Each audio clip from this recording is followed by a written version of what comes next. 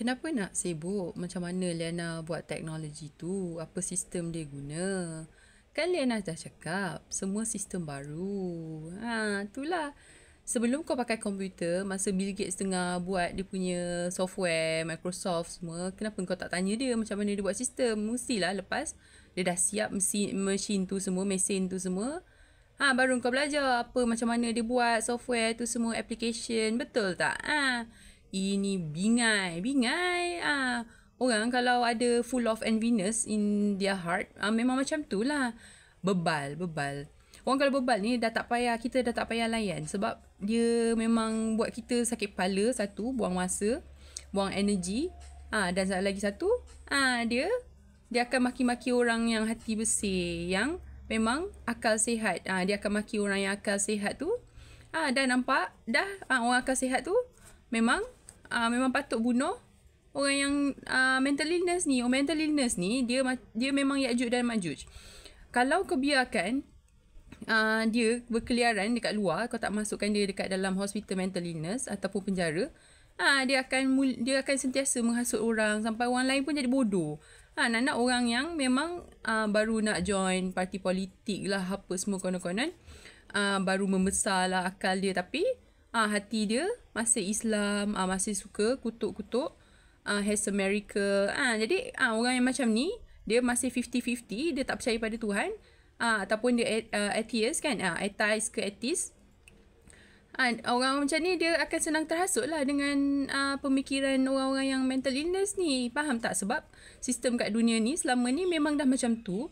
Sebenarnya dia datang sebab memang corruption. Kita kalau hati bersih, kita dah nampak dah corruption tu tengah ada. Macam mana kita nak fikirkan sistem tu biar tukar jadi baik. Bukan alah semua orang pun sama lah, kita ikut je lah.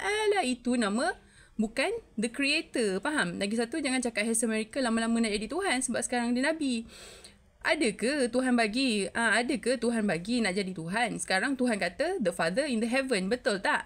Engkau memang dah nampak the Father in the heaven tu macam mana? Dah nampak syurga. Betul tak? Jalan ke syurga. The way. Betul tak? Selagi kau tak jumpa, selagi kau tak pergi masuk syurga, selagi kau tak mati, maksudnya kau tak boleh jadi Tuhan. Sampai sana pun kau tak boleh jadi Tuhan. Faham? Lagipun Jesus dah cakap Tuhan yang bawa dia kemari. Jesus yang cakap Tuhan bawa dia kemari. Yang kita tanya Tuhan, Tuhan kata Tuhan yang hantar Jesus kat rumah ni, kat rumah yang Liana duduk ni lah, apa semua kan. Dah Tuhan yang buat semua. Kenapa nak salahkan Liana? Dapat jadi prophet lah, dapat jadi angel lah. Kau pernah baca tak? Kau tak pernah baca, kau punya pasal pergi tanya Tuhan. Siapa tu Enoch?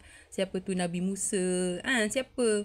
Dia pun manusia biasa juga. Siapa kata kita semua tak boleh jadi Nabi? Betul tak? Niat Liana bukan nak jadi Nabi.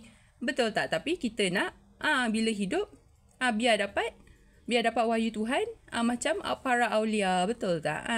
Bukan para aulia tu maksudnya kena Islam. Bebal. Orang Islam kan bebal. Kalau bercakap dengan orang Islam, memang kau akan jadi Ya'juj dan Ma'juj. Baik kau pergi pancung je orang Islam ni. Sebab dia syirik.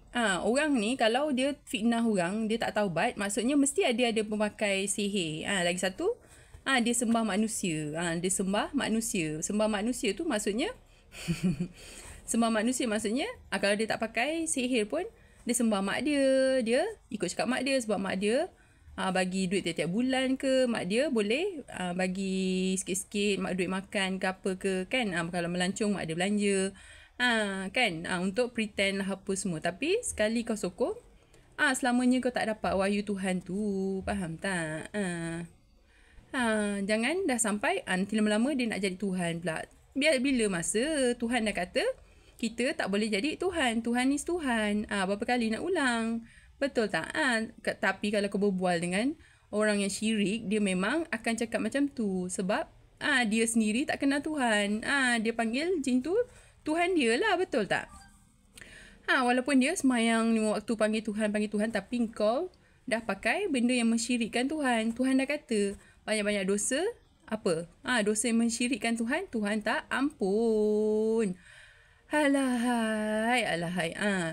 Ini bukan Islam aja. Ini Kita dilahirkan, kita memang tahu tak boleh sembah patung. Tak boleh syirikkan Tuhan. Faham tak?